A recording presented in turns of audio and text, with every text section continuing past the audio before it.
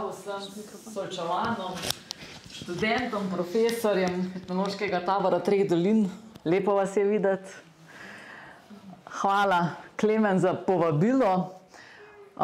Hvala tebi in tvoji celotni družini, vaši družini, da vztrajate, da se trudite, da ste tista močna družina, ena izmed tistih močnih družin na Solčavskem, za katero se nimamo bati, da bi naša dediščina šla v pozabo. Včeraj sem se odležila enega pohoda na Pavličevo sedlo, smo se spominjali naše osamosvojitvene vojne, pa sem študirala na glas. Današnji cajt smo tako nezadovoljni. Ali je kriva politika, ali so krivi mediji. Na koncu pa, ko sami pri sebi razčistimo, ugotovimo, da mogoče smo le mi tisti, ki se pustimo, da nas drugi vodijo. Tako da jaz bi si želela, oziroma jaz res ne bojim za naše Solčavane, za Solčavsko, ker se mi zdi, da si znamo cajt vzeti za našo dediščino, za našo zgodovino. Zdaj, če je bilo znano, da ženska dela več stvari hkrati, se mi zdi, da tudi solčavski kmet zna postoriti več stvari hkrati. Naj bo to gospodarstvo, turizem, naj bo to kmetovanje, gozdarstvo in nekako se mi zdi, da znate povezovati več dejavnosti, zato je naša lokalna skupnost tako uspešna. Kaj še reči več?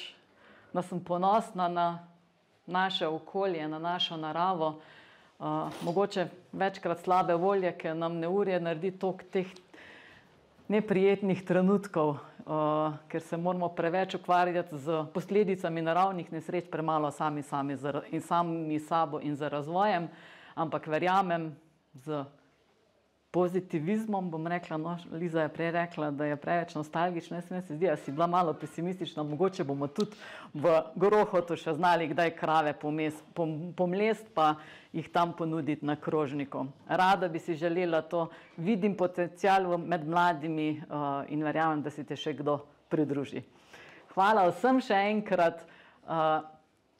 Nisem si glih pripravila same teme, tako da se opravičujem, če sem navrgla marsikero temo. Hvala še enkrat, če pa kako vprašanje, sem pa na razpolago. Hvala lepa in vse dobro.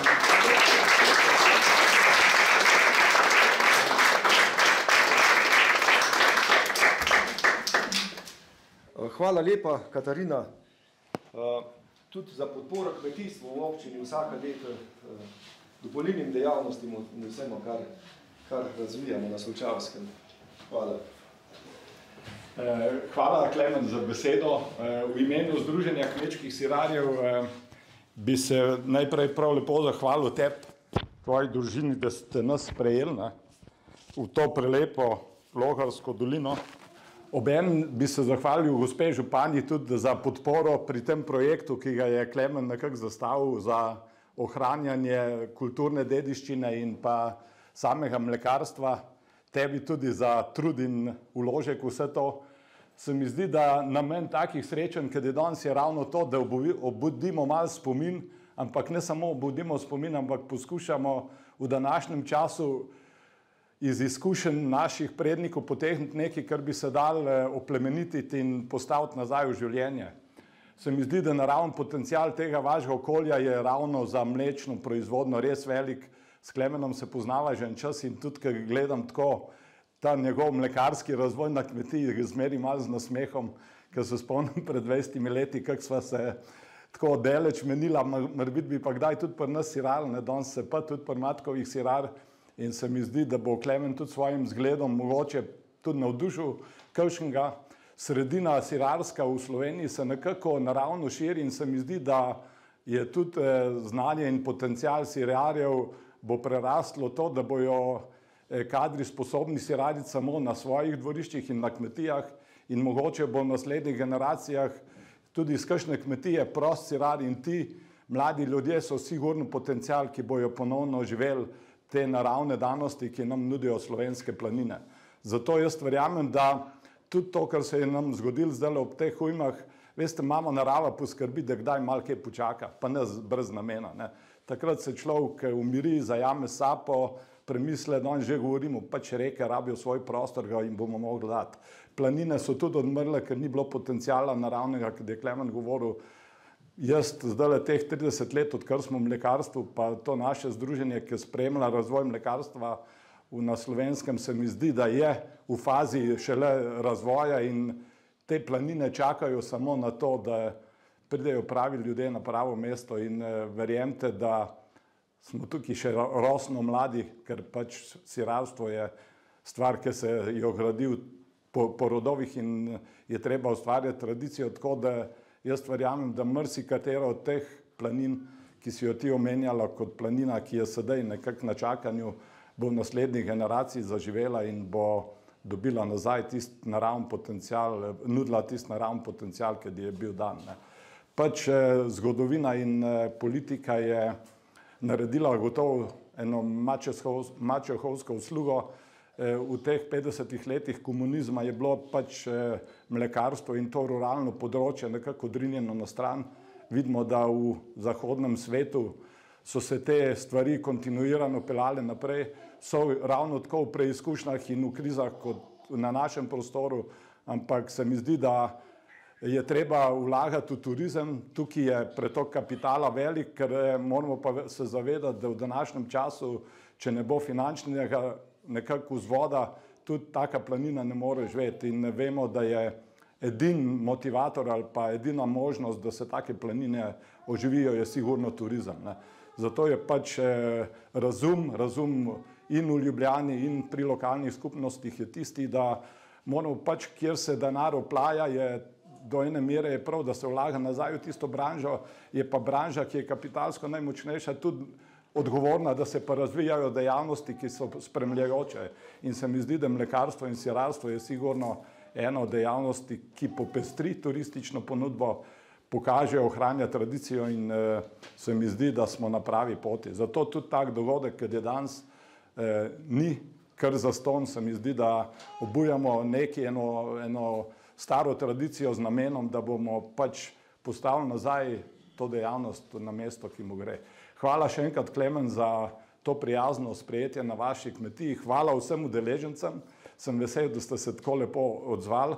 To so bile mišljene vse malo manjše debate, couch meetingi smo rekli, da nas bo 5 pa kakšno rekli, ampak je veliko bolj prijetno, da se nas druži tokle in da odhajamo dom z lepimi spomini. Hvala še enkrat vsem in lepo popoldne še naprej.